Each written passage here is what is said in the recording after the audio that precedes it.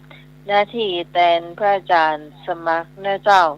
วันนี้เพิ่นมีภารกิจนะเจ้าเนาะเขาก็มาพบปะกันเหมือนเช่นเคยทุกวันเสาร์ละวันนะที่3 ทุ่มเป็นต้นไปนะเจ้าวันนี้เราก็คงจะอยู่ตึกสัก5 ทุ่มก็พอเนาะเพราะว่าวันนี้มวยแตน พักผ่อนพอได้หูหลวงหน้าเลยเล่นดูหน่อยดูก็จะมีช่วงทายปัญหาเพลงแล้วก็พุทธประวัติเนาะแล้วก็มีการเล่านิทาน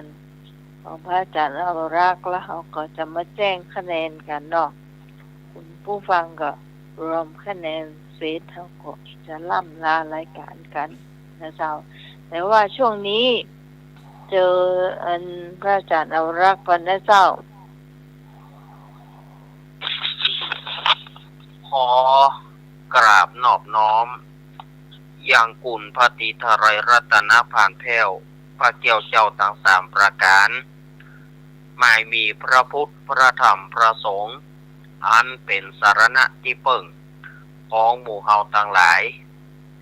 ขอกราบไหว้สาบุญญาปรมีธรรมท่านอาจารย์ท่านพระครูสมุขสุวัฒน์วรกิจโยผู้อำนวยการสถานีวิทยุคลื่นพระพุทธศาสนาการศึกษาและวัฒนธรรม 104.50 ท่านเจ้าวาดวัดฝ่ายหินพร้อมไปด้วยพระสงฆ์องค์เณรทุกรูปทุกองค์ด้วยความเคารพอย่างสูงสุดยิ่งครับผมขอกราบนมัสการท่านอาจารย์ท่านพระครูใบดีกาสมัครญาณสีโลด้วยความเคารพครับผมแล้วก็ขอไหว้สาตุปิตะวันนะครับครับผมสวัสดีครับแล้วก็สวัสดีโยมพี่พิสมัยผู้ดำเนินรายการแล้วนมัสการเจ้าสวัสดีลุงนุยครับผมนมัสการครับจ่าครับขอเจริญพรคณะสัตยาญาติโยมเนอร์มาแล้วรายการธรรมะคลายเครียดของเราวันนี้เป็นวันเสาร์คืนวันเสาร์ที่23 พฤศจิกายนพุทธศักราช 2567 เดือนยี่เหนือเดือน12ใต้แฮมมันนี่8ค่ำวันนี้8ค่ำก่อนที่จะได้พบปะกับทุกปีตะวันแล้วก็ลุงนุยอาตมาก็ขอแจ้งข่าวกับศรัทธาญาติโยมน้อยหนึ่งว่างานปล่อยหลวงที่วัดอาตมาภาพงานปล่อยหลวงนี้ทางโยมทางกรุงเทพเพิ่นขอเลื่อนไปเป็นวันที่3 4 5 พฤษภาคม 68แต่ว่าประเพณีนั้นงานประเพณีสงฆ์น้ำพระธาตุก็คือคงเดิม31 มีนาแล้วก็1 เมษาคงเดิมแต่ว่าปล่อยหลวงจะเลื่อนไป3 4 5 พฤษภาคมอันนี้ก็แจ้งกับทีมงานธรรมะคลายเครียดเฮาเพื่อกับศรัทธาญาติโยมที่เปิดวิทยุรับฟังเนาะเพราะว่าโยมเปิ้นขอแล้วก็ส่วนรายละเอียดต่างๆนั้นจะมีการประชุมกันในคืนวันพรุ่งนี้ก็จะมีการประชุมกันว่าจะเอาอย่างใดดีแต่ว่ากำหนดการออกมาแล้วว่า3 4 5 พฤษภาคมเป็นงานปล่อยหลวงประเพณีนั้นคงเดิมอยู่เอาละศรัทธาญาติโยมต่อไปก็นิมนต์กับอาราธนานิมนต์ทุกปีตะวันก่อนนอกครับนิมนต์ครับกราบไหว้สาพระคุณพระรัตนตรัยพระแก้วเจ้าทั้ง3ประการแล้วก็กราบไหว้สาครูบาอาจารย์ทุกผู้ทุกคนทุกรูปทุกองค์แล้วก็กราบไหว้สาพระครูสมุวิสุวัฒน์วรกิจโจเจ้าวาดวัดฝ่ายหินเจ้าสถานีวัดฝ่ายหินคลื่น 104.50 เมกะเฮิรตซ์แล้วก็กราบไหว้สา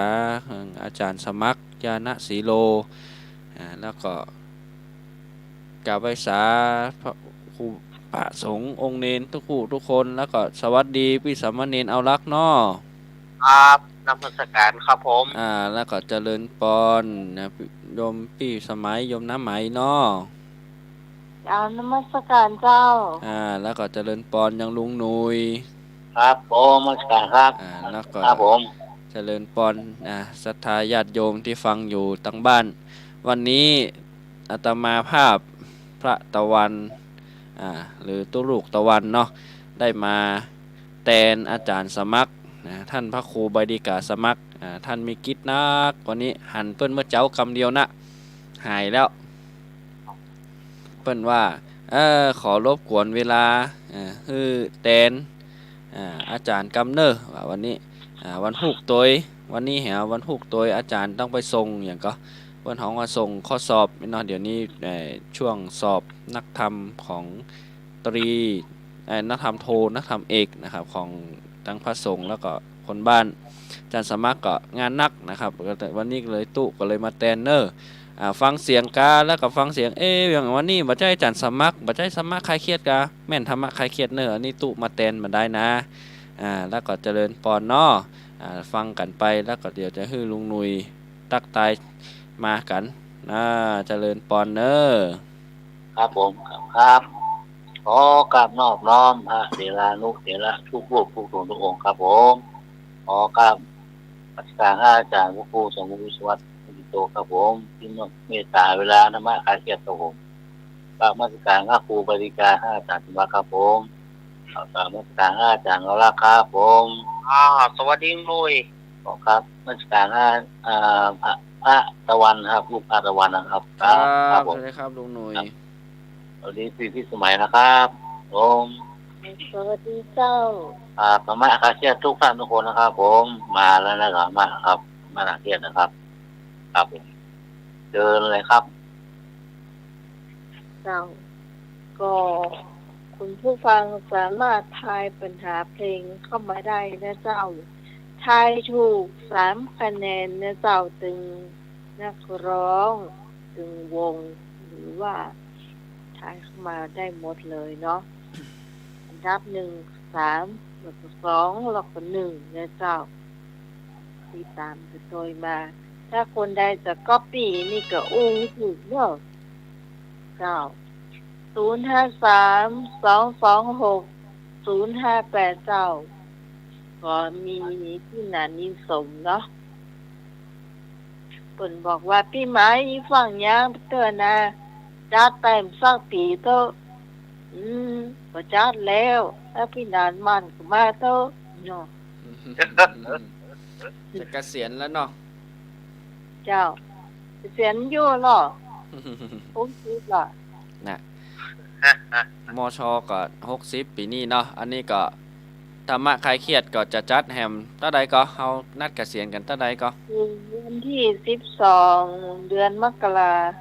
อ๋อ จะทอดพระป่าแล้วเนาะ นะครับ ฟังกันไว้ก็ใจก็แป้วไว้เนาะ เมื่อคืนนั้นเนาะ อืม ทีมงานเดียวก็หันหน้าหันตากันหมดเจ้าเนาะแม้แต่ตุลุงตะวันก็คงจะได้หันหน้าหันตากัน แต่ว่าไผอยากหันประเดี๋ยวนี้ก็ไปส่องมอเตอร์ใน YouTube เจ้าหรือว่า Facebook เนาะกดไลค์กดแชร์ตัวนะเจ้าสังคลื่นวัดฝาหินนะเจ้าเนาะ